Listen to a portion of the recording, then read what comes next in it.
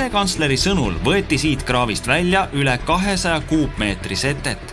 Ehitustööde päevikusse läks aga kirja 1250 kuupi ehk 6 korda rohkem.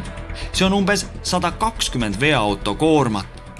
Skeptikute sõnul näitab see, et kirja pandi asju suvaliselt. Selles on asi, et seda tööd pole tehtudki. Selles on tõde. See dokument justkui näitaks, et tööd on rohkem tehtud. Näitab, paberi peal tõesti näitab, aga tegelikult seda tööd ei ole ju tehtud.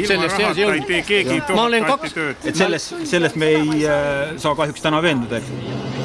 Et Kalvet ja Ojamaa pole ministeeriumi rahva silmis ilmselgelt usaldusväärsed, oleme kohale palunud Hilja Valgu. Proua Valk karjatab juba 10 aastat Poldril oma 100-pealist lehmakarja, mis tähendab, et ta käib kohal pea iga päev. Ka tema kinnitab, et siin ta töid ei näinud. Mul olid sellel aastal loomad siin soo peal 1. detsembrini. Nii et nad käisid ühe põllu pealt teise peal, siin on 4 põldu järgi mööda, suured põllud. Nii et ma pidin seda nägema. See sete on küllalt selline vedelmass, et küsimus on, et kas ta nüüd siit siis silma paistis, kui seda tööd tehti või ei tehtud. Et siin ei saa rääkida suurtest mullahunnikutest, mis oleksid tekkinud. Oleks pidanud olema näha vähemalt see midagi, mis välja tõsteti. Ma ei usu, et ma nüüd nii pime olen, et ma üldse ei näe. Antud juhul jätame selle nurga võib-olla vaatamise, aga järgmised kohad. Ma tean päris kindlalt, et seal tehtud ei ole ja lähme vaatama ka neid, mis siin pildi peal on. Nendest kohtadest ma tean veel paremini.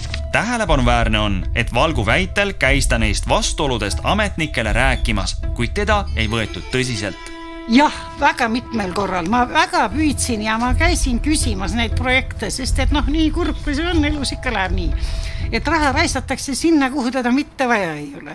Need kilplased, kes omal ajal ilma aknata maja ehitasid, nad võisid ka väga seaduskuulekad olla, aga tegu tark küll ei olnud. Nagu arvata võib, jäi osapooltel varusse veel kõvasti argumente. Aga üks asi on suur segadus ja kõrgel tasemel esitatud vasturääkivused selles loos. Üldisemas plaanis paneb see aga küsima, kas selline ongi meie valitsemise kvaliteet.